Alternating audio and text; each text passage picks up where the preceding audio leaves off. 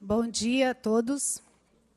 Damos início, neste momento, ao segundo dia da 16ª Semana Jurídica, hoje com palestras durante todo o dia. Lembrando que, no período da tarde, teremos a palestra sobre os instrumentos da Lava Jato na visão da acusação e da defesa, com o Procurador de Justiça de São Paulo, Dr. Pedro Franco de Campos, e o advogado Dr. Antônio Cláudio Maris de Oliveira. Para a abertura dos trabalhos de hoje, convidamos o excelentíssimo presidente do Tribunal de Contas do Estado de São Paulo, conselheiro Renato Martins Costa, acompanhado do nosso palestrante convidado, o excelentíssimo presidente do Tribunal de Justiça do Estado de São Paulo, desembargador Manuel de Queiroz Pereira Calças.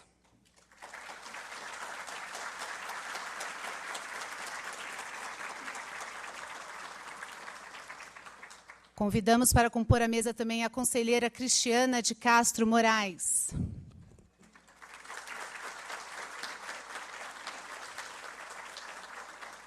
Conselheiro Dimas Eduardo Ramalho.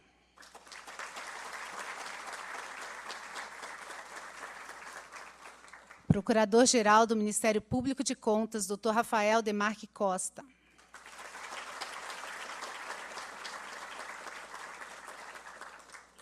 Auditor substituto de conselheiro Valdenir Polizelli.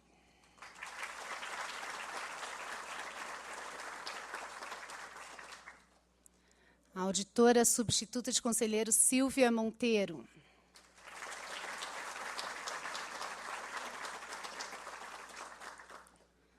Procurador do Estado, chefe da Procuradoria da Fazenda do Estado junto ao TCE, Luiz Menezes Neto.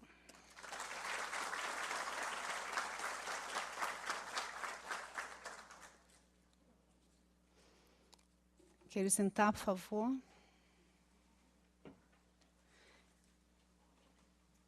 Queremos já inicialmente agradecer aqui a presença do chefe de gabinete da presidência, Dr. Olavo Silva Júnior, o chefe do gabinete técnico da presidência, Dr. Germano Fraga Lima, secretário e diretor-geral, Dr. Sérgio Siqueira Rossi, diretor do Departamento Técnico de Informática, Fábio Xavier, os conselheiros do Tribunal de Contas do Piauí, Kennedy de Barros e o Jailson Campelo, o prefeito de Cananéia, Gabriel Rosa, e o prefeito de Santa Fé do Sul, Ademir Maschio.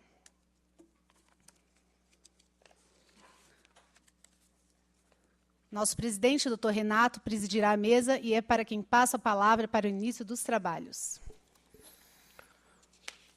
Muito bom dia a todos, com grande prazer e enorme honra, dou por abertos os trabalhos desta manhã. Cumprimento todos os eminentes e ilustres integrantes desta mesa e, em especial, cumprimento o eminente chefe do Poder Judiciário do Estado de São Paulo, presidente do Egrégio Tribunal de Justiça, desembargador Manuel de Queiroz Pereira Calças. É uma imensa honra, senhor presidente, contar com a presença de Vossa Excelência, prestigiando os trabalhos de nossa Semana Jurídica. Tem, Sua Excelência, um histórico de magníficos serviços prestados à causa pública, integrante do Poder Judiciário há 42 anos, Sua Excelência, deste ano de 2018, preside o maior tribunal judiciário do mundo. Não é pouca coisa. O Tribunal de Justiça do Estado de São Paulo tem um movimento processual que não encontra similar em nenhuma corte judiciária conhecida. E mercê do trabalho competente, diligente, honrado de todos os seus integrantes, da direção segura do Conselho Superior da Magistratura e da liderança incontestável e extraordinária do desembargador Pereira Calças, traz à sociedade de São Paulo a certeza de que a justiça é eficiente, ela é dedicada, ela é competente e, mercê de todos esses esforços, na medida do possível e muitas vezes do quase impossível, consegue prestar a tempo e hora a jurisdição que lhe compete. A par de todas as suas virtudes de magistrado e de administrador, já que Sua Excelência foi, antes do exercício da presidência do Tribunal de Justiça, Corregedor-Geral de Justiça no Estado de São Paulo, o eminente desembargador Manuel de Queiroz Pereira Calças é um reconhecido e extraordinário professor. Dedica-se à carreira universitária na Faculdade de Direito da Universidade de São Paulo, na gloriosa, velha e sempre nova Academia do Lago de São Francisco, onde pontifica no Departamento de Direito Comercial como um dos seus mais ilustres e representativos professores. Vem hoje a esta casa, aceitando o convite que lhe fiz já há muito tempo atrás, porque não queria perder a agenda tão ocupada de Sua Excelência, para nos falar, dentro do espírito, inclusive, que preside a temática desta Semana Jurídica, sobre a atuação do Poder Judiciário diante do fenômeno da corrupção. Como o Poder Judiciário atua, quais os seus princípios, como ele se apresenta dentro do concerto das instituições que lidam com esta temática, direto ou indiretamente, especificamente em São Paulo e, em geral, no país. Sem maiores delongas, vamos ter a alegria, o prazer e o privilégio de ouvir o presidente do Tribunal de Justiça do Estado, o desembargador Manuel de Queiroz Pereira Calças, a quem tenho a honra de passar a palavra. Em primeiro lugar, bom dia a todos. Eu quero saudar com grande reverência, com grande alegria, porque saúdo um amigo, um colega e um homem público que segue os grandes princípios do Estado de Direito e do Estado Federativo e do Estado Republicano. Um colega das Arcadas, o nosso conselheiro Renato Martins Costa, presidente do Tribunal de Contas de nosso Estado.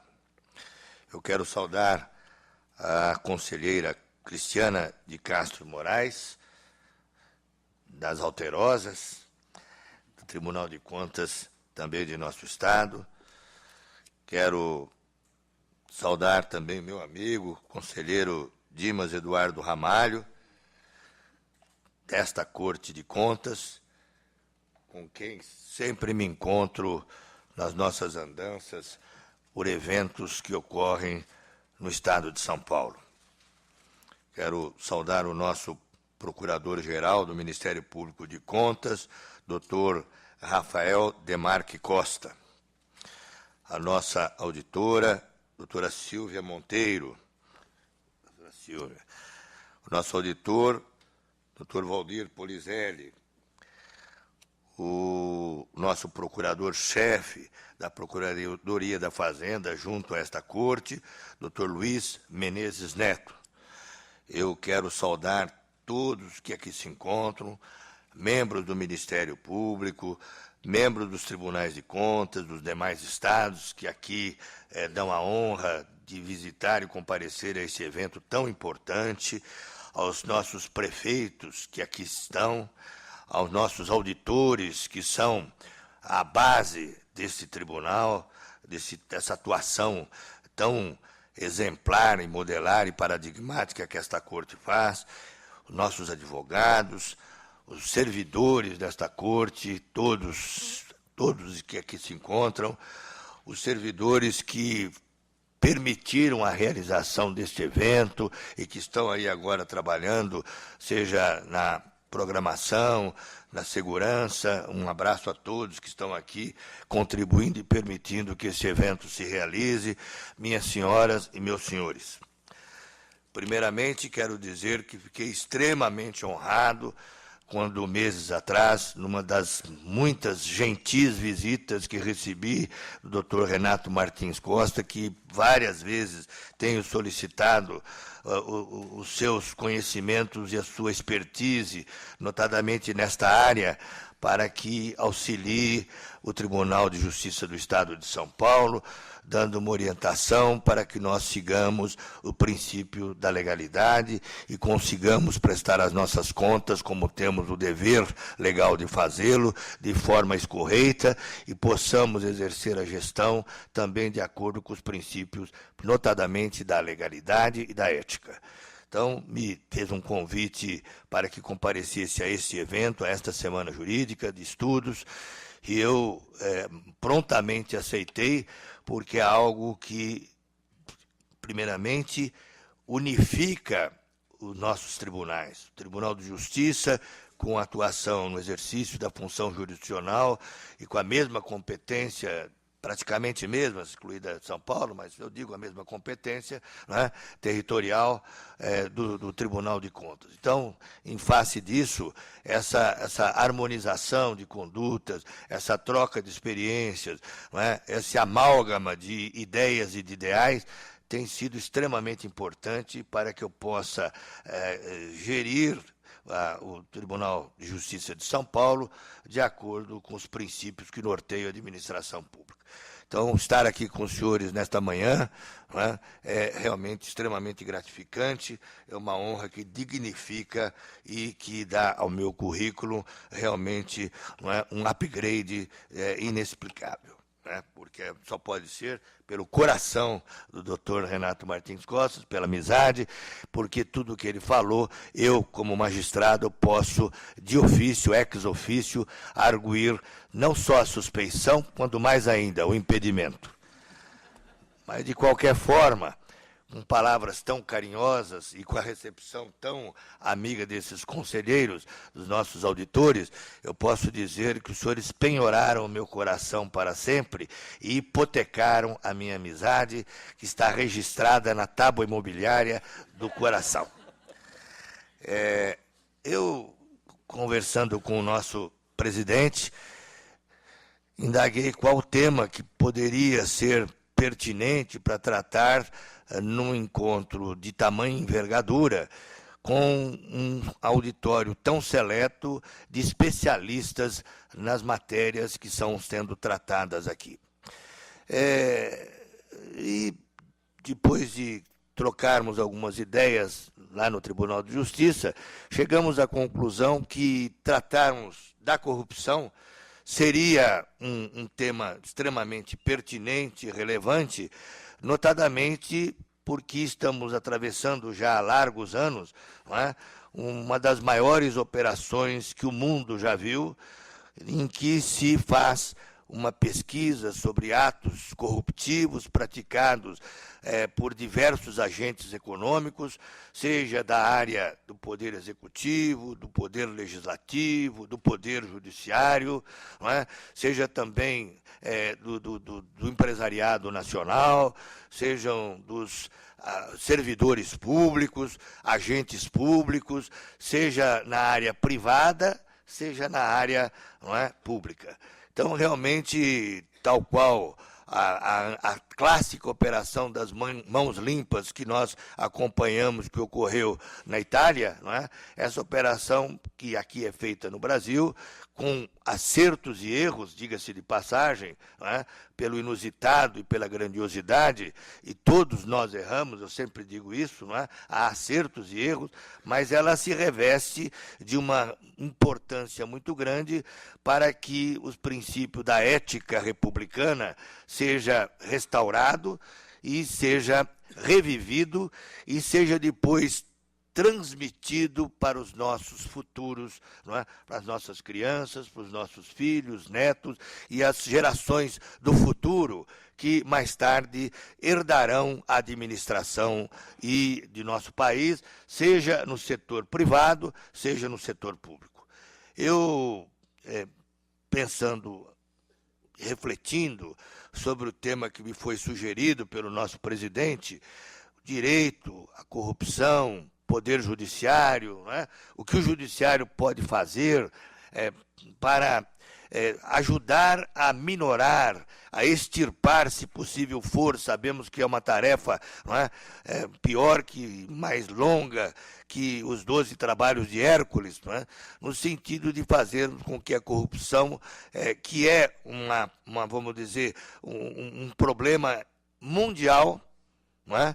Que é um problema de todos os países do mundo, não há país em que não haja esta praga da corrupção, como nós falamos, esse câncer da corrupção, mas é um tema que se mostra bem adequado para as reflexões que faremos nesta manhã. Para me preparar, eu sempre tenho cuidado, apesar de ser professor já há 44 anos, comecei lá na Pontifícia Universidade Católica de São Paulo, né? Eu sempre vou me preparar para poder trazer alguma coisa que realmente contribua para as nossas reflexões, para que a gente possa fazer uma ponte entre os conhecimentos que temos, não é? E aqueles que nos foram transmitidos pelas gerações anteriores. E como um apaixonado pelo direito romano, eu fui à minha biblioteca, né, e busquei um livro que é um clássico, e por isso vou começar fazendo um pequeno recordar de tempos de antanho, de tempos antigos, começando na Roma Antiga, não tratando tecnicamente com precisão do tema proposto, na medida que nesta seara os senhores podem me ensinar muito mais do que eu fazê-lo para que os senhores. Então, eu como sei que uma grande parte dos nossos ouvintes, que são da área jurídica, da área, vamos dizer, da economia, da administração, das ciências contábeis, não tiveram a oportunidade que o doutor Renato e eu tivemos, e vários, não é? O doutor Ramalho também teve, de estudarmos direito romano, porque, infelizmente, o direito romano foi abolido do programa das faculdades de direito normalmente, não é? E hoje não é mais matéria obrigatória, como era no nosso tempo, mas não poderia de fazer uma vinculação com o direito romano, na medida em que o direito brasileiro ele não é, vinculado umbilicalmente, historicamente, às raízes greco-romanas. E, portanto, não é, aquilo que o Império Romano mais relevante deixou para nós todos, que somos do nosso país,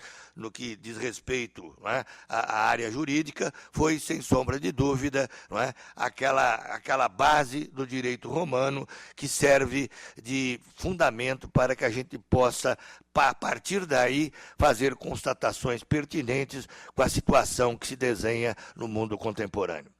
Então, na verdade, ao livro que eu me referia, que eu tenho com muito carinho na minha biblioteca, é o livro Storia del Diritto Romano, de Pietro Bonfante, que foi professor titular da Universidade de Roma, e que, ao reestudar esse tema, que tem sido realmente uma preocupação de todos nós que atuamos na vida pública, fui verificar que, na velha Roma, havia um termo que era utilizado na área jurídica, e vamos dizer jurídica teocrática, que se chamava, ou que dizia a palavra ambitus. Não é? A palavra ambitus, seu tempo está saindo aí? Tá. A palavra ambitus, ela teve duas grandes acepções. A primeira acepção, o primeiro significado da palavra ambitus, ela significava aquele espaço que o cidadão romano deveria observar na cidade de Roma, quando ele ia construir a sua residência, a sua casa ou qualquer outro tipo de edificação. Era um espaçamento que deveria, e nós hoje chamaríamos de recuo frontal, não é? Ou os recuos laterais, que todos nós aprendemos no nosso Código Civil, sejam aqueles que estudaram pelo Código do professor Clóvis Bevilacqua, sejam aqueles que estudaram pelo Código atual. Não é? Na verdade, o recuo que, no direito romano, tinha a medida de 2,5 pés, não é? De espaçamento. Na primeira concepção, quando aquele que edificava um veículo, um edifício, né, aquele que edificasse um prédio, que deixasse de observar esse âmbitus, ele receberia uma punição divina, que era a seguinte: os deuses romanos não protegeriam aquele recinto que era formado pela construção, que não observara as medidas compulsoriamente estabelecidas pelos romanos. Mais adiante, com a evolução dos tempos, a palavra âmbitos vai passar a ter um outro interesse, um outro significado, né?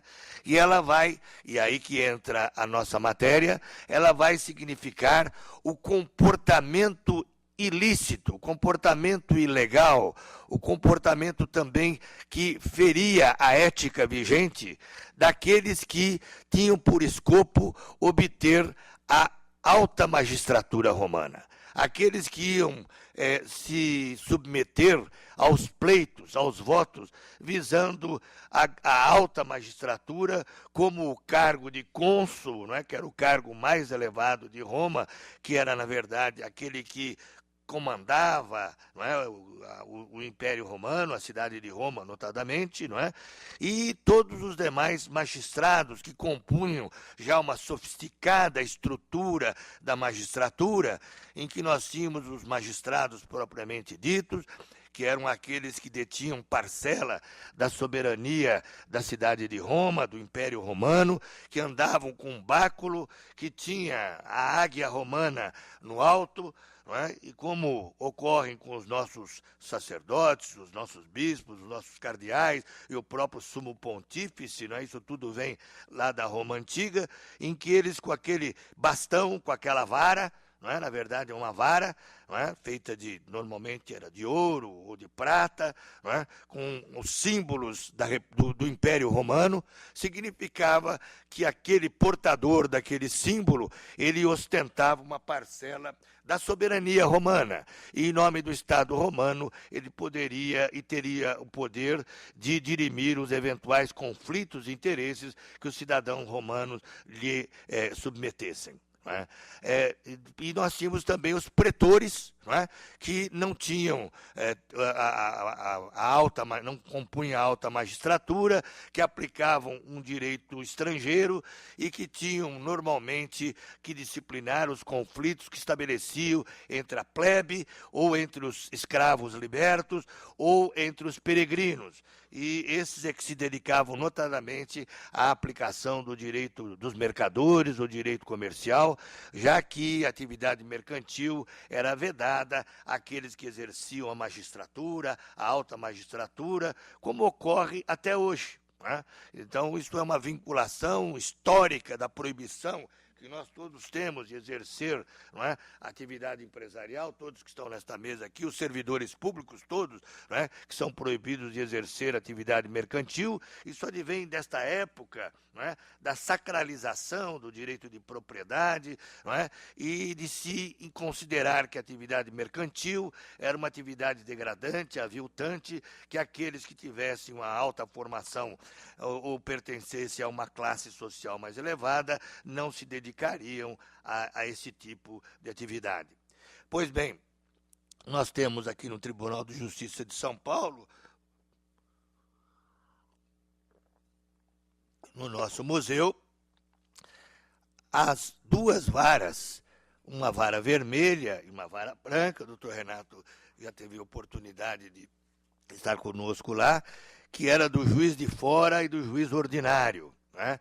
E o juiz, né, ordinário, ou juiz de fora, que era um cargo que andava e perambulava pelas comarcas, ele era obrigado a andar com esta vara, que era o símbolo do poder judiciário real, advindo da coroa portuguesa, pelo qual ele se apresentava em todos os locais onde ele comparecesse, e andando a pé ou a cavalo, se ele fosse encontrado sem a vara respectiva, ele receberia uma multa de 500 réis. Não é? Então, na verdade, por isso o nome de primeira vara civil, segunda vara civil, vara de família e sucessões, vara da violência doméstica, etc. e tal. Não é?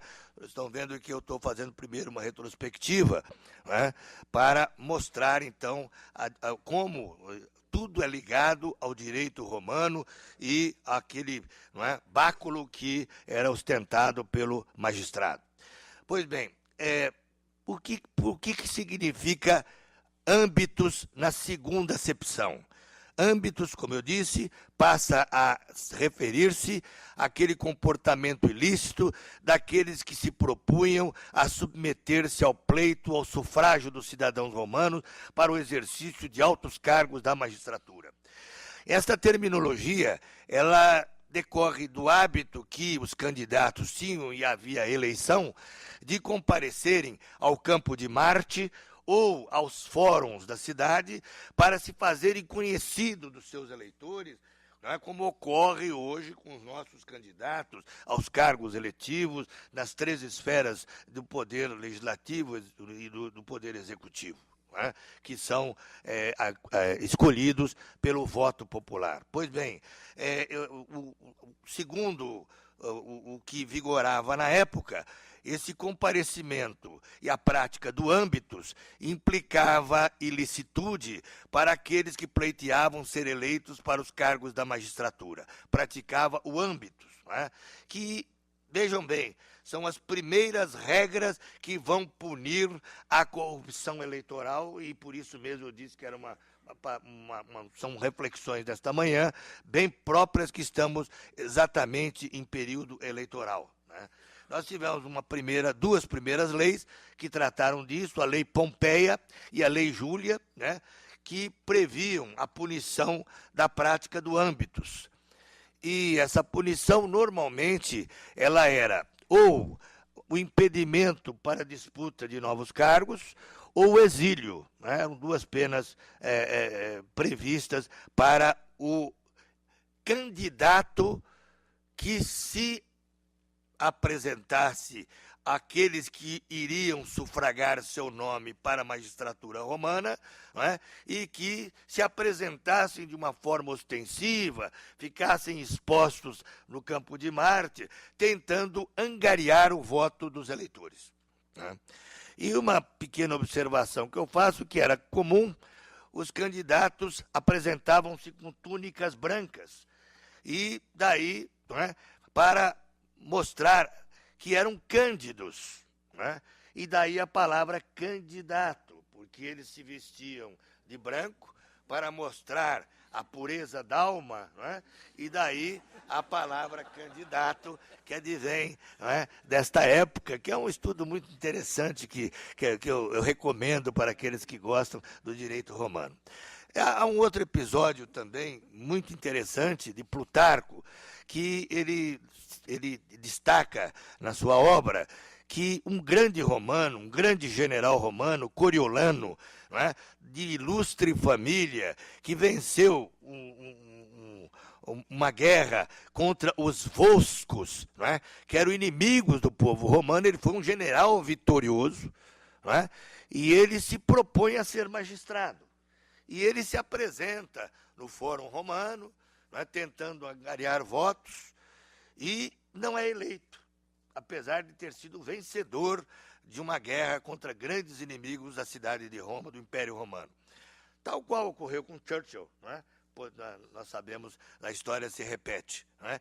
E ele ficou inconformado de não ter sido eleito, não é? Depois de abater grandes inimigos, poderosos inimigos do Império Romano. E ele, então, não é, ele ameaçou suspender a distribuição do trigo para a plebe, como represália, não é? E ele foi condenado pela prática de contumácia. Todos os estudantes de direito se lembram do Instituto da Contumácia, onde ele está, e ele foi exilado no território onde estavam os inimigos vencidos por ele. E lá teve que ficar 10 anos, tendo sido o general vencedor, mas teve que morar no território dos inimigos romanos. Portanto, uma pena extremamente pesada, né? Em 358 a.C., é editada uma lei Poetélia de âmbito. Claro que todos que estão aqui, aqueles que estudaram a Academia de Direito e que fizeram processo civil, se lembram das aulas dos seus professores falando da lei Poetélia Papíria, né? Aquela lei que retirou a execução corporal, aquela lei que, segundo alguns, permitia que os devedores que não honrassem seus compromissos, não é, in partes secare, não é? Eu falo isso quando dou aula de falências e concurso de credores, não é? Que dissecavam as partes e que o corpo, depois da morte do devedor, ele era retalhado em partes proporcionais aos créditos dos credores, não é? E há quem diga que essa pena nunca foi aplicada, que isso era apenas um modo, não é, de se dizer, de uma forma não real, não é? Uma metáfora, vamos dizer assim, em que, na verdade, era o preço do devedor vendido transtiberem, não é? Vocês vão se lembrar desse texto do processo civil, onde ele era vendido como escravo, depois de apregoado por 3 feiras sucessivas, e se seus amigos ou parentes não pagassem o débito, ele perdia o status libertatis e depois ele iria, não é, ser transformado em escravo, não é? Então, o preço obtido com a venda é que seria rateado entre os credores. Tal ocorre no processo de falência, no concurso de credores. Mas há quem diga que não, que na verdade, não é, havia um fatiamento corporal físico, não é, e cada um levava um pedaço, não é, do corpo físico do devedor, mais ou menos como ocorreu na clássica peça do Mercador de Veneza, não é? Em que vocês se lembram que haveria uma libra de carne que ficara de ser paga se não houvesse a honra do compromisso assumido com o empréstimo feito. Bom, voltamos aí a Shakespeare, não é? Mas, na verdade, em 181 a.C., nós surge uma lei, a lei, como vocês veem aí, Cornélia Boébia, e aí ela combina uma pena, um impedimento, uma proibição de ocupar cargos públicos por 10 anos, àqueles que transgredissem a lei que vedava a prática do âmbitos. Nesta oportunidade, presidente Renato, é que é criado o voto secreto. No entanto, por incrível que pareça, com tantas medidas, a corrupção prossegue. Vocês veem que essa é um mal antigo, não é? Na sequência, surge outra lei, que eu passei para os senhores, que é a lei Calpurnia, proposta pelo maior tribuno, pelo maior advogado, pelo maior batonier de todos os tempos, Cícero, né? E Cícero redige uma lei que proibia aos candidatos à alta magistratura oferecer ao público iguarias, jogos de gladiadores, panem et circo, né?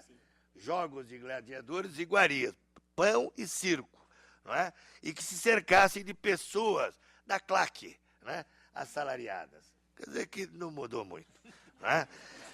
E, vejam bem, e ainda Cícero, grande advogado, na sequência ele redige a aprovada Lei Túlia, que punia com severidade, por 10 anos de exílio, agora o eleitor, né? Aquele que vendesse seu voto. Então pega nas duas pontas, né? O que compra e o que vende, né? Já é um outro passo para combater a corrupção. Se nós formos em Ferreiro, outro notável romanista, né, numa obra magnífica que eu recomendo para quem gosta do direito romano, A Grandeza e Decadência de Roma, né, ele relata um fato paradigmático.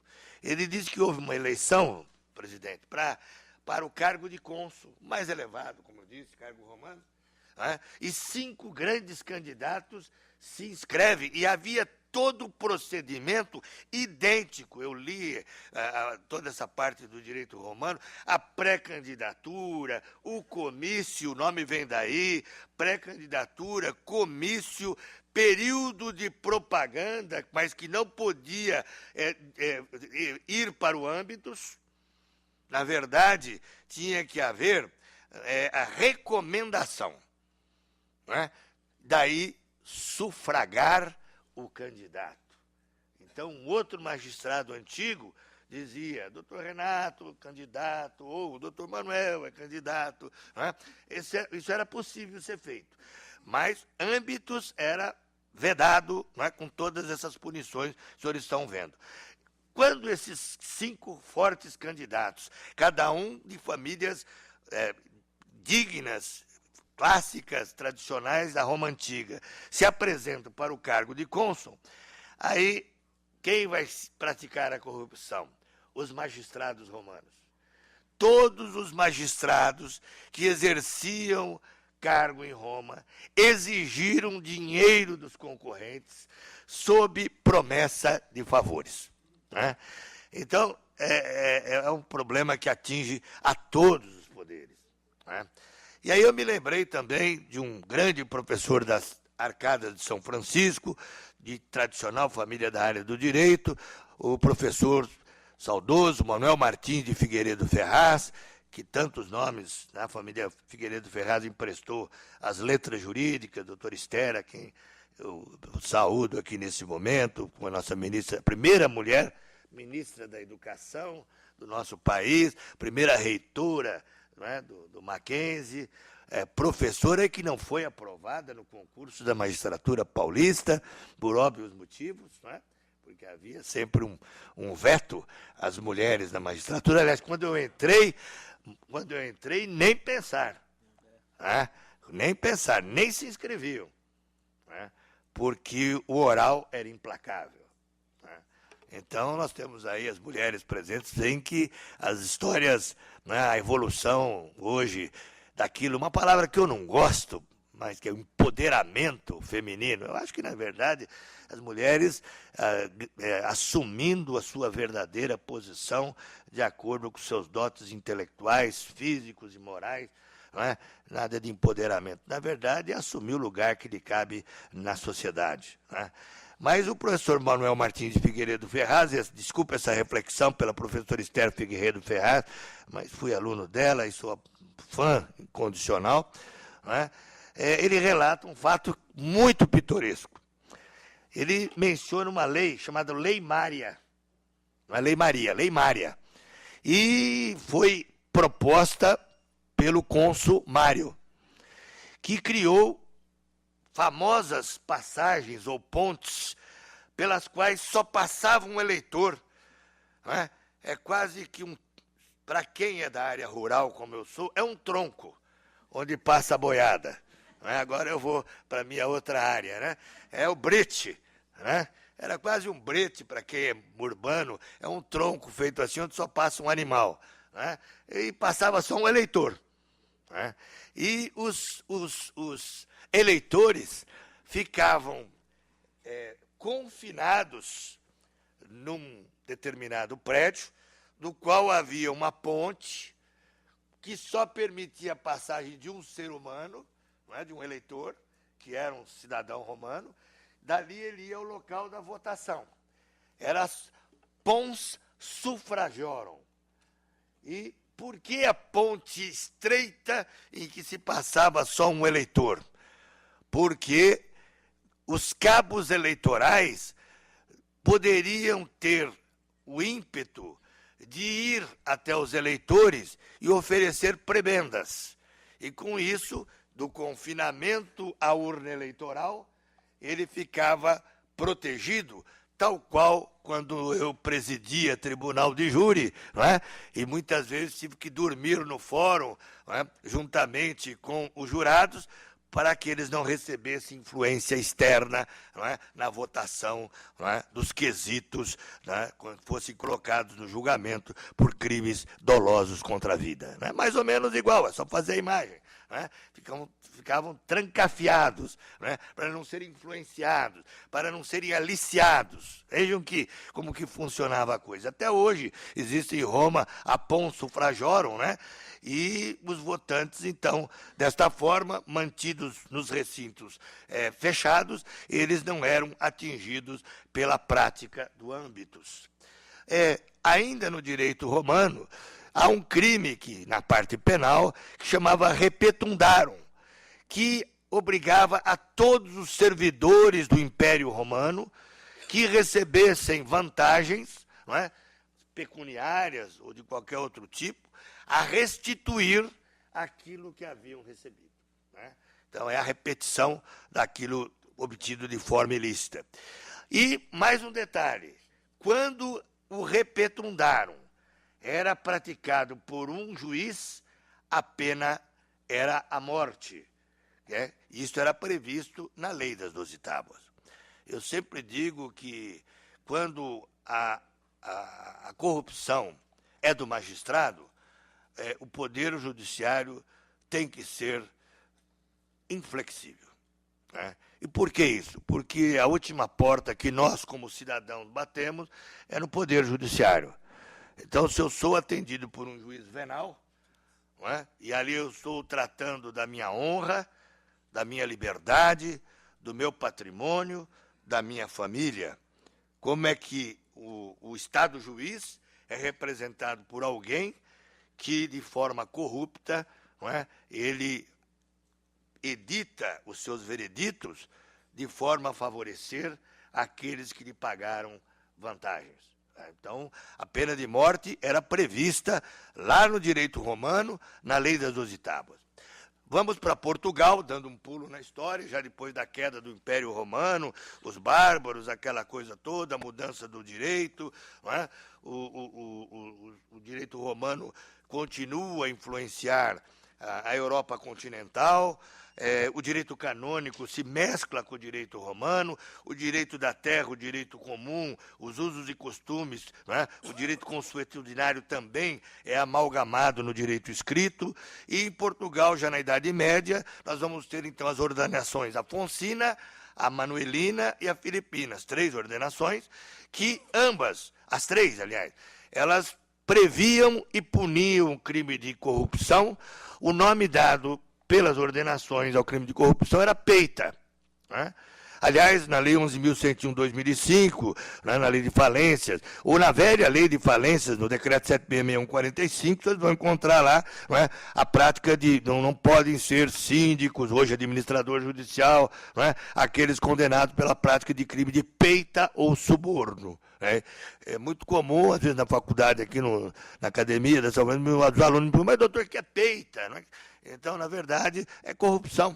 Né? É corrupção, que era o nome do antigo, do nosso português medieval. Né? Então, o juiz peitado. Né? Então, na verdade, ela se tornou clássica no direito penal, e a previsão para o juiz peitado era a pena de morte também.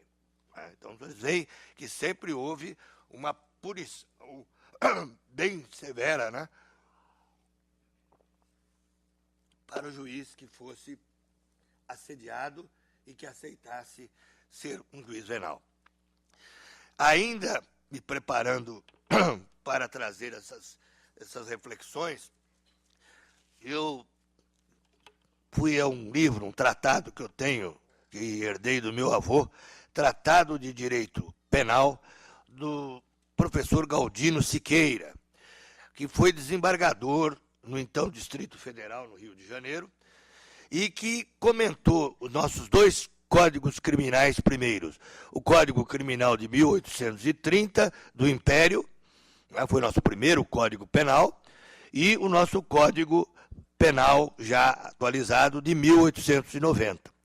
E esses 2 códigos, não é? Só para mostrar como que é a antiga disciplina disso, eles têm um capítulo chamado da peita e do suborno. Não é? E para minha surpresa, a minha edição é de 47, quem quiser conferir pode verificar no volume número 4, página 613, para mim foi uma surpresa realmente que me deixou quase que estupefato, quando eu vi que o professor Galdino Siqueira, grande magistrado e grande professor, ele já menciona a teoria do domínio do fato. E eu, nos meus estudos, sempre aprendi que foi Hoxin, né, o nosso germânico, que teria o fundador, o instituidor da teoria do domínio do fato, que foi muito aplicada por nossa Suprema Corte, agora no julgamento do mensalão, já praticamente exaurido daqueles que já foram. Então, eu posso comentar, e houve grande celeuma nos meios jurídicos nacionais, notadamente na órbita do direito penal, para se verificar se a teoria do domínio de fato poderia ser invocada para sustentar as condenações que foram, né, editadas naqueles processos. E, na verdade, a teoria do domínio do fato, com conexão com as utilidades recebidas ou prometidas, ela já é mencionada por um brasileiro, por um juiz, não é, carioca, um professor da Faculdade Nacional de Direito, que honrava, não é, o magistério carioca. Fui ao Código Penal de 40, que ainda está em vigor, que é o mesmo dos poucos códigos que eu estudei que ainda está em vigor, não é? O processo penal é penal, porque só de processo civil eu já estou no terceiro, né? Estudei no de 39, fiz a pós-graduação e trabalhei no de 73, do 73, 1º de janeiro de 74, e estou aplicando agora o de 2015, né? Então já tenho aí alguma experiência de códigos de processo civil. Mas o Código Penal de 40 diz, no 317, ao falar da concussão, ele fala da corrupção passiva e da concussão, e diz, como está aí, solicitar ou receber para si ou para outro, direto ou indiretamente, ainda que fora da função ou antes de assumi-la, mas em razão dela, vantagem indevida ou aceitar promessa de tal vantagem, né? Então, é um crime que não exige o resultado concreto da percepção da vantagem. Basta a promessa de vantagem, né? A promessa de vantagem já tipifica o crime, né, da corrupção passiva. Então, é muito importante salientar isso. Não, ele acertou de fazer isso para receber depois, mas como ele não recebeu, o crime não se consumou. O crime está exaurido, né? E prosseguindo ainda na análise da evolução da legislação que pune, né, a corrupção, que iniciada, como vimos no início das nossas reflexões, lá na velha Roma, né, nós vamos depois constatar, como afirmamos aqui, que no período medieval também se repete a mesma forma de punição daquele velho âmbitos, não é? Que é o modo de receber votos de forma ilícita, de ser sufragado de forma ilícita. Eu fui juiz eleitoral durante mais de 25 anos, não é? E sempre o grande problema que eu tinha, notadamente nas comarcas de iniciais, comarcas menores, era exatamente a questão da propaganda eleitoral, naquele tempo na boca de urna, não é? Em que nós tínhamos aí que ter os nossos fiscais, todos os partidos punham os fiscais, não é? E quanto menor a cidade, mais acirrados são os ânimos, não é? Eu fui juiz de uma comarca que eram 2 partidos, e um partido andava só por uma calçada, o outro partido só andava pela outra calçada, só havia 2 farmácias na comarca, uma era de um partido, outra era de outro, 2 açougues, né? E por aí afora, né? E não poderia haver casamentos entre, né, famílias, né, porque senão Romeu e Julieta poder-se-ia, né, cristalizar aí, né, na região de Nova Granada, Palestina, Paulo de Faria, Inhandeara, não é? Santana da Ponte Pensa, não é? E por aí afora. Não é? Bom, na verdade, essa nossa legislação, ela vai se evoluindo paulatinamente e vão surgindo novos mecanismos para punir a corrupção. Inicialmente, a punição só atingia as pessoas naturais como nós, não é? E que praticassem delitos de corrupção, e aí eles, posteriormente, e acho que grande parte dos que estão presentes aqui, não é? Eu vejo que ainda estudaram direito penal sob o enfoque dos nossos professores de penal, de que a pessoa jurídica não poderia ser punida na esfera penal, né? E depois foi uma evolução muito grande, né? Nós tivemos no mundo inteiro a punição da pessoa jurídica pela prática de corrupção, e sejam elas envolvidas nas atividades públicas ou nas atividades privadas.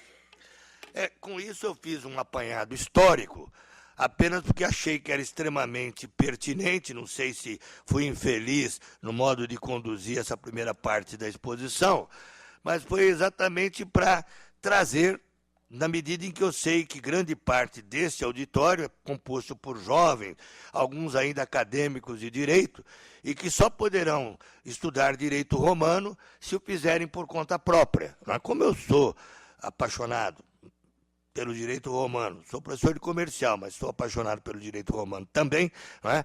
Eu achei que era pertinente nesse auditório, nesse Tribunal de Contas, que cuida praticamente, não é, das práticas ilícitas na administração pública, o que significa, em grosso modo, corrupção, né, em gênero, que seria pertinente para aqueles que são especialistas ou que vão se tornar especialistas nessa temática, saber um pouco da história, da evolução, da punibilidade, da prática de ilicitudes no âmbito da administração pública, etc. E tal.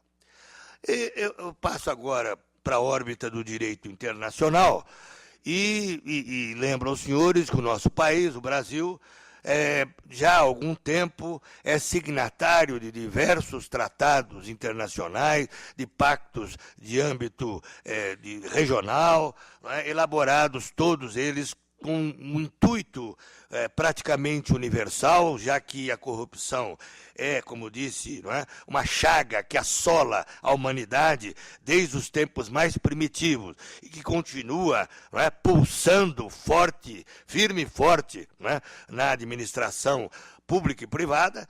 Não é? O Brasil, então, assinou vários tratados internacionais, assumindo o compromisso, não é, internacional de editar normas e de punir as práticas corruptivas.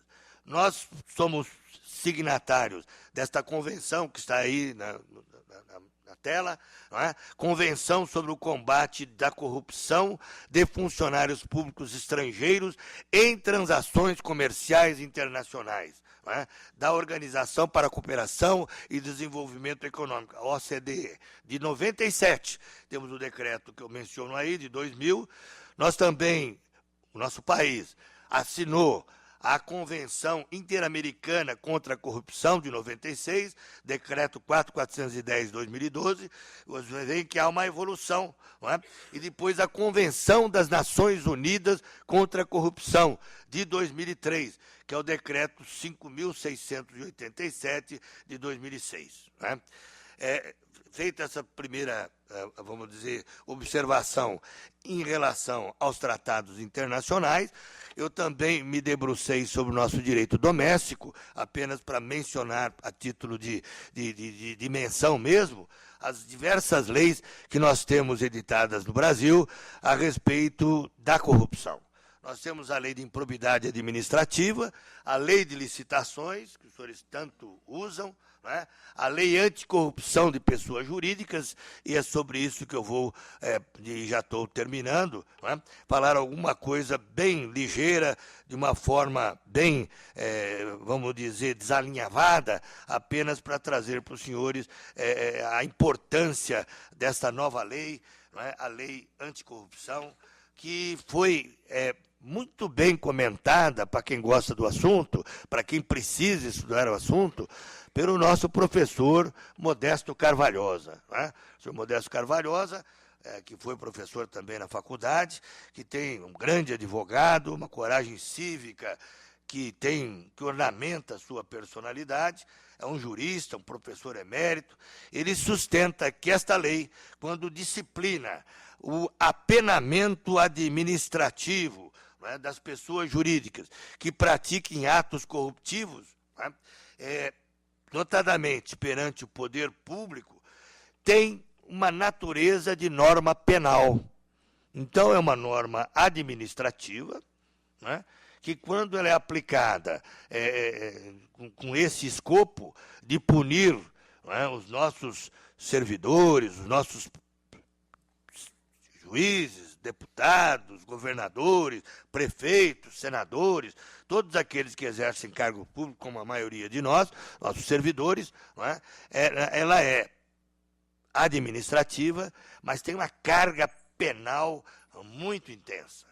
E, por isso mesmo, ele diz que, a par daqueles efeitos de natureza civil, que são apurados na ação civil, né, pública, nós temos a necessidade de verificar que, quando se prevê, por exemplo, a dissolução compulsória da pessoa jurídica, a dissolução compulsória da pessoa jurídica, nós podemos fazer um paralelo com a pena de morte, né, da pessoa natural. Né, porque a dissolução compulsória, você extingue a pessoa jurídica, né, quando ela pratica atos de corrupção. Então, é uma dissolução obrigatória, compulsória, que é imposta pelo Estado juiz. Não é? Então, na verdade, quando ele é condenado, a pessoa jurídica, nesse processo penal, administrativo, não há como se distinguir viés administrativo ou penal. Ele é penal, né? O efeito é penal. E, nesse caso, e daí a importância de se deixar isso bem claro, pelo Poder Judiciário, já que estou aqui para falar um pouquinho do Poder Judiciário, os juízes, quando aplicam esse tipo de sanção, eles têm que observar as garantias constitucionais previstas no artigo 5º da Constituição Federal. Né? Seja as garantias de ampla defesa, né? Seja a garantia do processo contraditório, né? Enfim, todas essas garantias que são regras básicas do direito de defesa previstas na Carta Magna, né? E cláusulas pétreas, inclusive, como sabemos, né? Por força também da nossa Constituição Federal, elas têm que ser observadas pelos juízes. Então, na verdade, o juiz de direito, o juiz de tribunal, seja do Tribunal Estadual, Federal, Superior Tribunal de Justiça, que já tem jurisprudência firmada sobre isso, o Supremo Tribunal Federal, que tem batido um pouco a cabeça sobre isso, não é? No sentido de que as garantias constitucionais têm que ser observadas como qualquer crime comum, não é?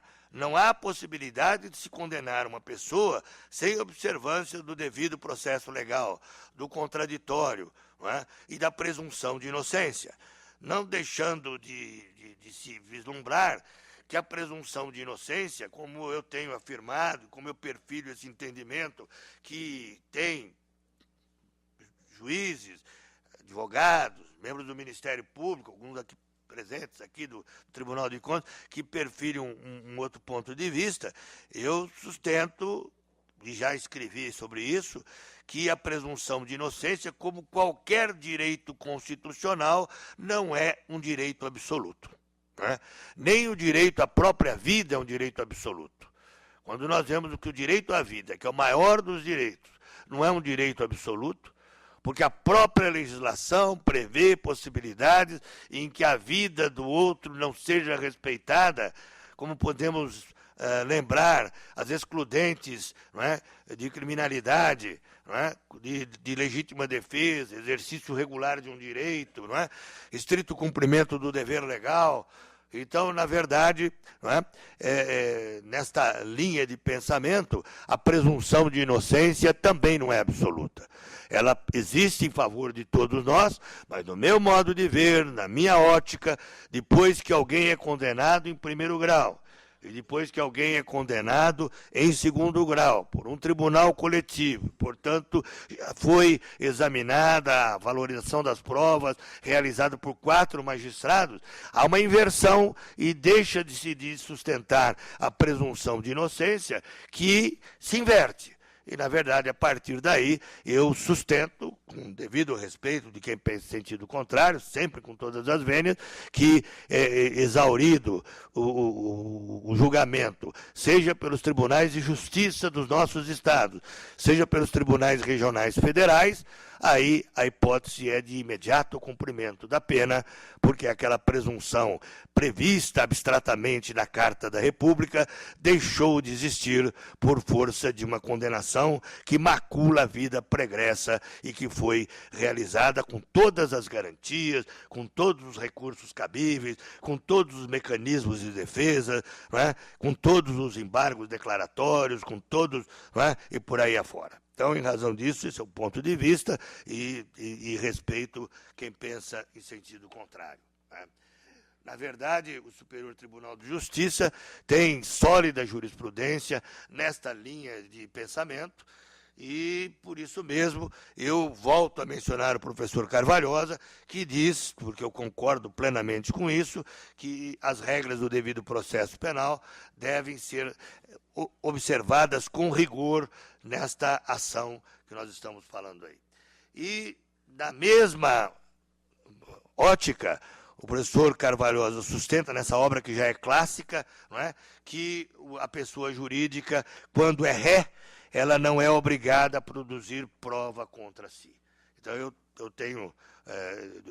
Eu entendo que a ampla defesa, a não produção de provas contra si, não é? Nemo tenetur se detenegere, né? Ela deve ser aplicada também às pessoas jurídicas. Feitas essas observações históricas da doutrina, eu gostaria de enfatizar, terminando, que, sob a minha ótica, a atuação do Poder Judiciário, quando é chamado a julgar delitos de corrupção, seja na seara, na esfera penal, seja na administrativa, seja na esfera da responsabilidade civil, seja dano material, seja dano moral, que os magistrados devem agir com rigor e cumprir religiosamente o juramento que cada um dos juízes faz, seja aqueles de origem por concurso, seja pelo quinto constitucional, quando assumem seus cargos nas diversas cortes do Poder Judiciário do nosso país, de observar as leis e de cumprir a Constituição Federal. Então, em razão disso, o papel dos juízes é cumprir as leis, é? Aplicá-las com rigor aos casos que lhes são submetidos e, principalmente, no julgamento, examinar se os fatos foram comprovados, observar a licitude das provas, não é? E, com isso, fazer uma valoração da prova com imparcialidade. Eu sempre enfatizo que a imparcialidade é a primeira qualidade que um juiz deve ter, no sentido, quando ele vai proferir o veredito, ele não lhe é permitido decidir valendo-se de pré-conceitos, de conceitos pré-estabelecidos, de julgamentos anteriores ou de pré-julgamentos. É proibido ao juiz valer-se de posturas ideológicas, sejam políticas, e notadamente se for política partidária. Nós somos proibidos de fazer política partidária. Os juízes do Poder Judiciário não podem fazer isso sob pena de cometer ilícito administrativo e serem, inclusive, perderem os seus respectivos cargos. Na verdade, eu também, quando falo com os novos juízes que recebemos no tribunal, o tribunal não quer um juiz neutro, né? O juiz tem que ter posições. O juiz vive numa sociedade, vive numa família, recebe valores, não é? Recebe princípios axiológicos, recebe ensinamentos, exemplos do próprio berço, no próprio meio social onde vive. Então ele tem posições, o juiz como cidadão pode tomar posições, eleger os seus, claro, deve eleger os seus representantes no parlamento, aqueles que vão governar o nosso país, o nosso estado, o nosso município, não é? Mas o juiz também, quando julga, não pode ser influenciado pelas manifestações da mídia, não é? Agir pressionado por aquilo que a imprensa diz que ele deve fazer. O juiz deve estar acima da imprensa. Ele deve fazer um filtro daquilo que é mencionado no jornalismo, na televisão, não é? E nos grupos sociais. E, na verdade, não pode jamais se submeter àquilo que nós chamamos de a voz das ruas, ou o clamor popular. O juiz não pode decidir para ser simpático com a sociedade. O juiz tem que ser, não é, autônomo, independente, e ele só deve respeito e subordinação à lei, notadamente a Carta Magna e a sua Constituição, e a sua consciência, perdão.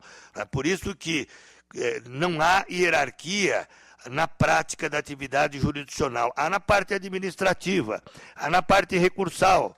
Não é? Tanto que no processo civil, os senhores todos estudaram, que a competência para os tribunais é competência hierárquico-funcional de caráter absoluto. Não é? Por isso que um acórdão do Tribunal de Justiça, do Tribunal Regional Federal, do STJ, do Supremo, ele vai substituindo hierarquicamente as decisões anteriores e que são inferiores na hierarquia jurisdicional.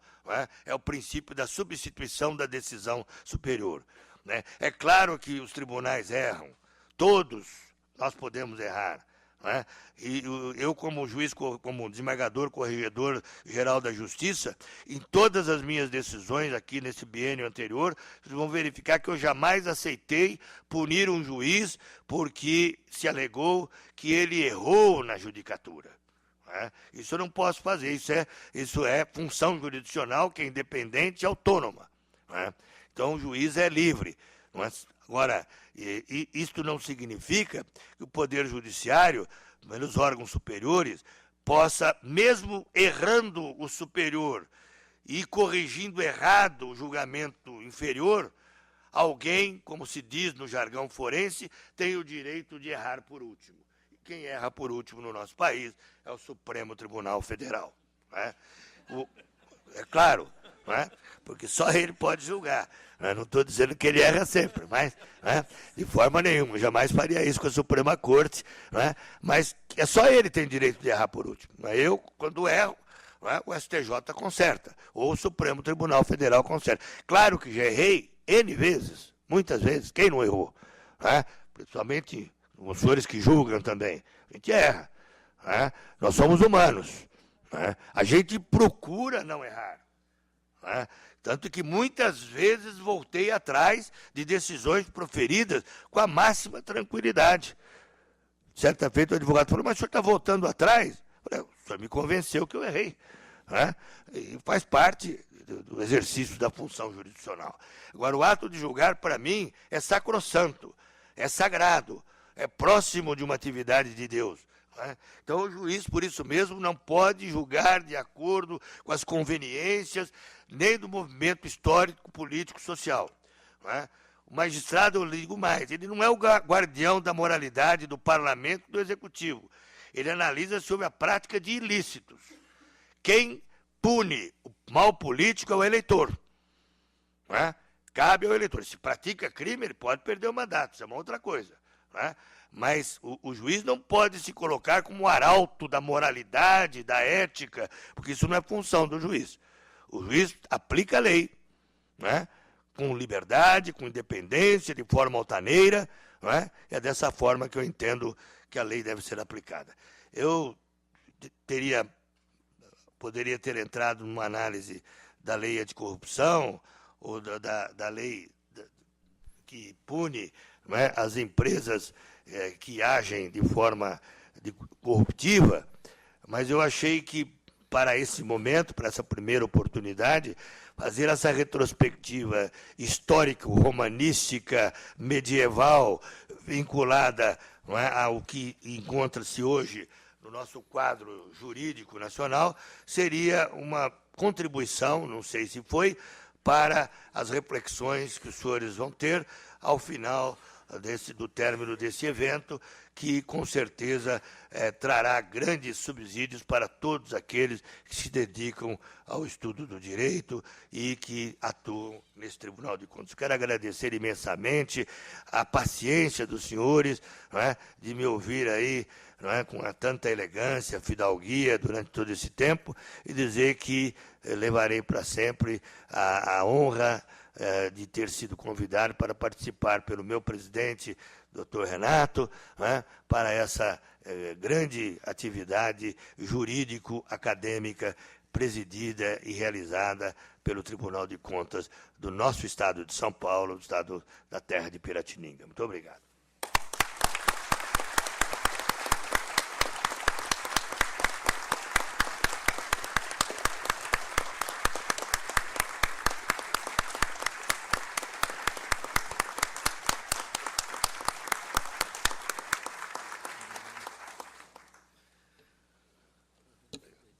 Meus amigos, que maravilha, não é? Que beleza. E não poderia ter sido melhor, presidente Manuel Calças, a escolha de Vossa Excelência da forma como abordar esse tema. As leis, cada um de nós as estudará sozinho, as estuda sozinho, seja sob o ponto de vista de aperfeiçoamento pessoal e profissional, seja na sua utilização cotidiana dos processos. Mas esta visão histórica, que remonta ao direito romano, chega nos acordos internacionais do Brasil e finaliza com esta observação tão aguda de quem tem uma vivência enorme na atividade judiciária e percebe como poucos a relevância e a forma como o magistrado deve se situar, especialmente neste campo tão sensível que é o do julgamento, já que estamos falando daqui do poder judiciário em face da corrupção, do julgamento dessas matérias, é inspiradora para todos nós. Todos os elementos necessários à compreensão do fenômeno foram aqui colocados. Todos os princípios que o Poder Judiciário deve ter quando do enfrentamento dessa matéria, realçados, com a profundidade, a cultura e a elegância tão característicos de Vossa Excelência. Sempre ficamos preocupados em não ocupar quem, como Vossa Excelência, tem uma agenda tão apertada, tão cheia de compromissos e responsabilidades, e que se dispõe a ficar uma manhã aqui conosco. E eu jamais usaria o verbo perder uma manhã, presidente, porque nós, pelo menos, ganhamos uma manhã com a presença de Vossa Excelência. Mas eu me permito, sempre tentando interpretar o sentimento daqueles que nos escutam, de formular uma ou duas questões que nos perpassam a consciência nesse momento e até inspirados por sua exposição. Então, dentro do espírito de não ocuparmos mais o precioso tempo de Vossa Excelência, a primeira indagação seria a seguinte: dentro da área do combate à corrupção, nós temos uma experiência da Justiça Federal, que é a de concentração da atividade jurisdicional em varas especializadas. Vossa Excelência, na apreciação desta opção administrativa, a vê como positiva, negativa ou balanceada nos seus resultados? Essa pergunta do nosso presidente é excelente.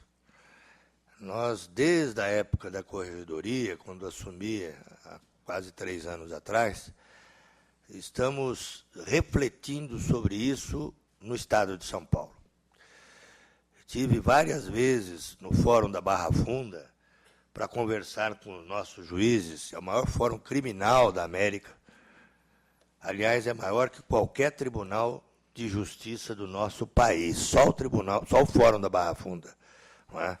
Não há nenhum tribunal de justiça maior que o Fórum da Barra Funda. São 150... Para quem não é de São Paulo, é o Fórum Criminal da cidade de São Paulo. São 150 juízes. É uma verdadeira cidade. Temos lá 20 mil pessoas entram nesse edifício por dia. Lá são feitas 150 audiências de custódia por manhã. Depois, São Paulo é o único estado que faz audiências de custódia em todas as comarcas, em todas as situações, cumprindo uma determinação do CNJ. Nós participamos, desculpe me alargar, mas é uma audiência de custódia que o Brasil é signatário do Pacto de São José da Costa Rica e, portanto, é um pacto de estatura constitucional e que depois da presidência do ministro Ricardo Henrique Lewandowski foi firmado um convênio com o Tribunal de Justiça para implementação da audiência de custódia. A audiência de custódia ela é uma audiência que é adotada em todos os países da Europa, que é a apresentação em curto espaço de tempo, o Tratado Internacional não fala, em prazo razoável, do preso em flagrante delito a um juiz. Então, quando a polícia prende alguém em flagrante delito, ele deve apresentar o preso custodiado em prazo razoável. Aqui nós estabelecemos em 24 horas. E hoje nós fazemos aqui em São Paulo, diariamente, sejam sábados, domingos, feriados, dias santos e nos recessos. Nós temos juízes, e isso implica numa estrutura administrativa que só foi possível graças à soma de esforços com o Executivo e com a Polícia Militar, com a Polícia Civil, com a Secretaria da Segurança Pública, com a Secretaria da Saúde, com a Secretaria de Assuntos Penitenciários, na medida em que houve necessidade de um apoio para aqueles que são liberados, porque a prisão em flagrante não justifica a permanência daquele réu, ainda não é réu, daquele investigado em cárcere. Então, por vários motivos. É preciso enfatizar, me desculpe, mas isso é importante que a gente de outros estados, que a função da audiência de custódia não é diminuir o número de presos do nosso sistema prisional. Para quem não sabe, São Paulo tem 236 mil presidiários. Nós temos 180 penitenciárias. Então, é uma área muito sensível da segurança pública. Então, em razão disso, muita gente imagina que a audiência de custódia foi criada aqui no Brasil para flexibilizar a pressão dos presídios superlotados. Não é verdade.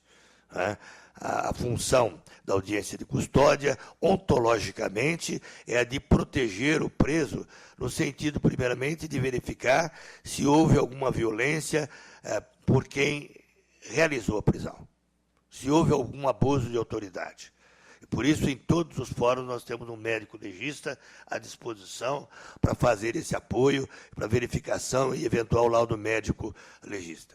Fora isso, na verdade, é para também impedir que aqueles cujo crime que autorizou o flagrante delito tenha uma pena que, se vier a ser aplicada, se for procedente a denúncia, é um crime que não vai resultar em encarceramento do réu. Nesse caso, não se justifica, durante 4, 5, 6 meses, que pode até perdurar uma prisão por vários motivos que a defesa e a própria acusação demandem, apesar dos 81 dias previstos no Código de Processo Penal, que ele seja capturado pelo crime organizado. Então, são essas as funções. Quando ele é liberado pelo juiz, ele é imediatamente acolhido pelo sistema social, porque de nada adianta eu soltar alguém na Barra Funda e ele é do Paraná, ou ele é de Araçatuba, ou ele é de Penápolis, não é? E ele não tem um dinheiro para pegar o primeiro ônibus, ele vai fazer o quê? Vai assaltar o próximo que ele encontrar e vai cometer outro crime. Não é? A probabilidade é muito grande disso. Então, nós temos todo um apoio social, o Estado de São Paulo dá esse apoio em todas as comarcas para que isso ocorra. Bom, feito essa observação, em razão dessa minha vinculação, eu sou da área civil, eu trabalhei muito na área penal, e aí conversei com os juízes a respeito de uma especialização, como disse o nosso presidente Renato Martins Costa, se isso é bom ou é ruim. Não é? Nós estamos aí com um problema da máfia dos fiscais, é um processo volumoso que está causando uma grande frisson, uma vara que está sendo superlotada, são milhares de processos da 32ª Vara Criminal de São Paulo, e que nós estamos, então, trabalhando juntamente com a Justiça Federal, com a Procuradoria Geral da República, com a Procuradoria Geral do Estado, com a Seção Criminal, para vermos se nós vamos ter umas varas especializadas em crimes, não é, contra o Estado, não é, crimes, delitos praticados, então, contra a fazenda pública, no caso, a máfia dos fiscais entraria aí, crimes praticados por organização criminosa, que é um outro problema grave, que os senhores todos conhecem, não é? E também nesse perfil adotado pela Justiça Federal. A tendência é que a gente adote a especialização, até porque eu sou o autor das primeiras medidas, juntamente com o doutor ministro Cid Benetti. Eu sou o caçula da turma, por incrível que pareça, né? Todos já se aposentaram. Sidney Benetti, tive com ele a semana passada em Monte Alto, o Hamilton Ackel, Romeu Recupero, o grande Romeu Recupero, saudoso Romeu Recupero, né? E Boris Kaufmann e Lino Machado, que instalamos a primeira vara especializada e nós a primeira Câmara reservada de falências e recuperações no dia 9 de junho de 2005. Depois disso, criamos a Câmara Especializada em Direito Empresarial, depois englobamos as duas matérias, temos hoje em São Paulo, que é paradigma para o Brasil todo nesse aspecto, a especialização em Direito Empresarial, verticalizada, tanto no tribunal quanto em varas especializadas. Temos 3 varas de falências e recuperações instaladas no Fórum João Mendes, temos 2 varas especializadas em Direito Empresarial e 2 câmaras reservadas de Direito Empresarial, então fechando, não é, a estatura vertical da especialização na área empresarial, criando uma verdadeira corte, não é, especializada no 16º andar do Fórum João Mendes, com juízes especializados, quase dando uma preferência àqueles que têm doutorado em direito comercial, não é, para que eles se dediquem às varas especializadas em direito de empresa. É um trabalho que eu faço desde 2005 e vou continuar fazendo agora que eu tenho a honra de estar na presidência do tribunal, fiz como corregedor e, portanto, eu sou um fã da especialização. Eu acho que não se admite jurisdição genérica, porque é muito mais rápida, muito mais eficiente. Só para dar um exemplo, presidente, nós temos aí, na área empresarial, em todos os eventos que eu participo, os professores, os advogados, os grandes especialistas de direito empresarial me dizem que estão revendo a cláusula de arbitragem, porque a Justiça Paulista, em termos empresariais, é mais eficiente que os tribunais de arbitragem. Então, eles não estão colocando mais cláusula de arbitragem, exatamente porque ela é muito mais cara, muito mais morosa e menos especializada, porque nós temos juízes especializados, todos doutores em direito comercial pela Universidade de São Paulo ou pela Pontifícia Universidade Católica de São Paulo. Então, nós conseguimos fazer isso, é uma verdadeira corte, não é? Tal qual existe nos Estados Unidos. E aí eu sou a favor, em que pese ver um problema, né, que é o juiz se tornar um astro da televisão. Né? Isso é um problema que ocorre. Né? Ocorre mesmo, porque a vaidade é algo que é inerente ao ser humano, e aí o juiz também não está imune a isso, e ele pode se sentir, não é, tentado a ser famoso por força da função exercida. Então, nós temos pensado em fazer, talvez, mandatos temporários, não é? Fazer alguma coisa nesse sentido. E por isso que, às vezes, uma vara só causa esse tipo de problema. Né? Então, esse é o único, vamos dizer, senão da vara especializada. Né? É aquela postura que é inerente à condição do ser humano, de ser tão aplaudido pela imprensa, né? De ser tão chamado para as entrevistas, etc. e tal, que não há sangue frio que resista a tanto assédio midiático e que leve, então, a pessoa, às vezes, se achar um astro da Globo, não é? Por força da sua atuação como um servidor público. Nós todos somos servidores públicos. Eu sempre digo, e dizia isso como corregedor, que o melhor juiz é aquele que eu não tenho notícias, nem boas nem más. Não é? Aquele que passa desapercebido. Isso vale para os promotores, para os juízes, para todos nós. Para todos nós. Não é? Aquele que fica muito em evidência, seja por mal, seja por bem, não é uma coisa boa. In medio virtus. Não é? Todos conhecem esse velho ditado latino. Não é? Então, não é? A virtude está aí no meio. Não é? Então, o juiz não tem que ser nem um astro de cinema, nem um grande... Eu recuso metodicamente títulos de cidadania, medalhas, só quando não tem jeito mesmo, né? Mas eu procuro sair disso daí. Né? Academias que me convidaram esse ano passado já para 5 academias, para receber fardão e tal. Eu falei que a única academia que eu pertenço é a velha e sempre nova academia, onde entrei por concurso. Né? Academia que dá medalha, etc. e tal. Então, isso é ruim para o juiz. O juiz tem que ser uma pessoa que fique sem muita, vamos dizer, ostentação pública, né? Ficar mais à sombra, né? Para poder exercer com calma, com tranquilidade o seu mistério. Então, respondendo à pergunta do nosso presidente, eu sou favorável. Nós vamos implementar aqui em São Paulo, os estudos estão avançados, temos aprendido muito com os juízes federais que têm já essa atuação, né? Só que São Paulo, os números já são muito maiores que a Justiça Federal, porque os números de São Paulo, como disse o doutor Renato, são estratosféricos. Nós temos 18 milhões de processos, 319 comarcas, 2.184 juízes, 360 desembargadores, 42 mil servidores concursados, 15 mil servidores terceirizados, temos estagiários, temos conciliadores, né?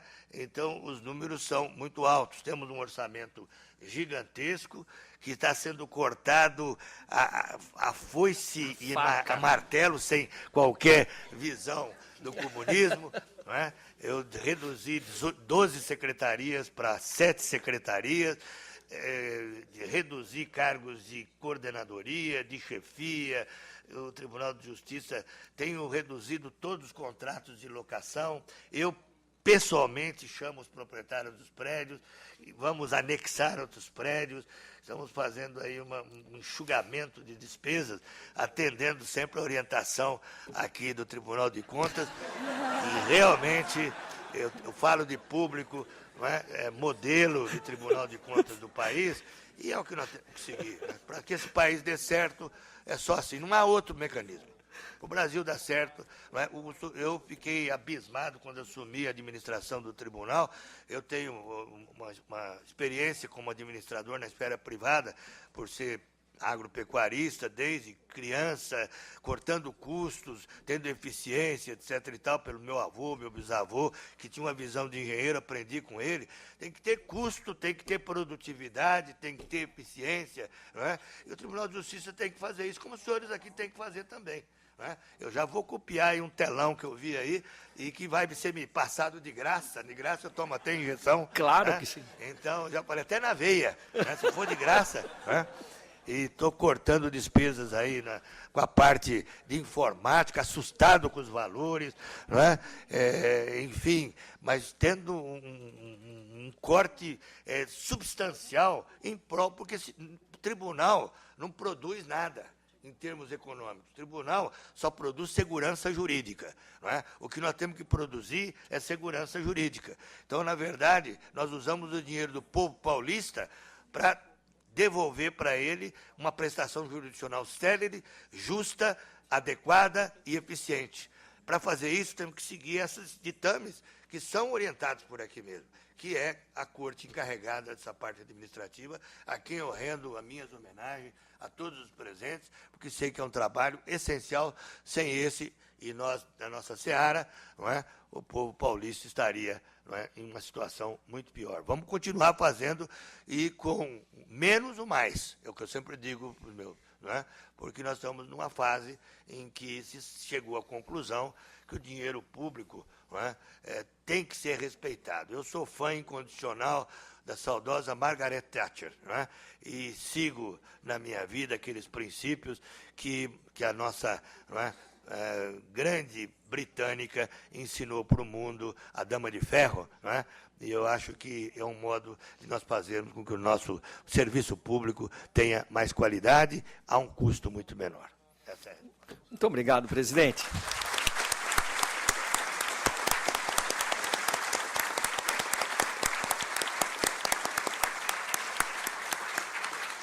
Olha, meus amigos, o Tribunal de Contas não vai dizer nada para o Tribunal de Justiça. O Tribunal de Contas vai aprender. Toda vez que vou ao Tribunal de Justiça, só aprendo. Mas eu não resisto, presidente, nessa última observação que o senhor fez, uma historinha que sempre se conta, um juiz conversando com outro, falou assim, mas você fala com Deus? Você fala com Deus? Aí o outro responde, você pensa que eu sou louco? Eu vou falar comigo mesmo? Então, essa é uma... Já que nós estamos com membros do Ministério Público na mesa, a brincadeira é a seguinte. Vamos lá. O promotor substituto, eu vou dar nota agora, para publicar nota dia 9 no último concurso. Promotor público substituto acha que é Deus. O juiz substituto tem certeza que é Deus. Neste momento, o presidente Renato Martins Costa fará a entrega de uma placa ao nosso convidado em agradecimento por sua honrosa participação. E também recebe um exemplar do livro A Linguagem das Formas, de Brecheret. Os dizeres da placa são: o Tribunal de Contas do Estado de São Paulo agradece a presença e a valiosa apresentação do eminente desembargador Manuel de Queiroz Pereira Calças como palestrante da 16ª Semana Jurídica.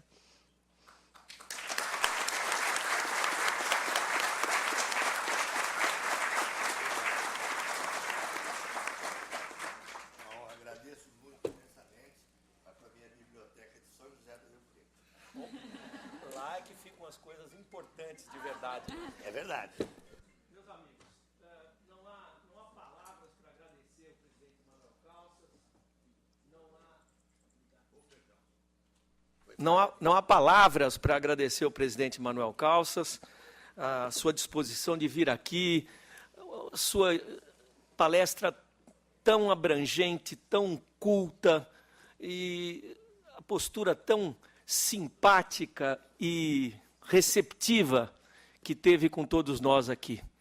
É uma honra imensa, e o tribunal inscreve essa manhã no seu livro de ouro como uma de suas mais honrosas páginas, presidente. Tenha certeza disso.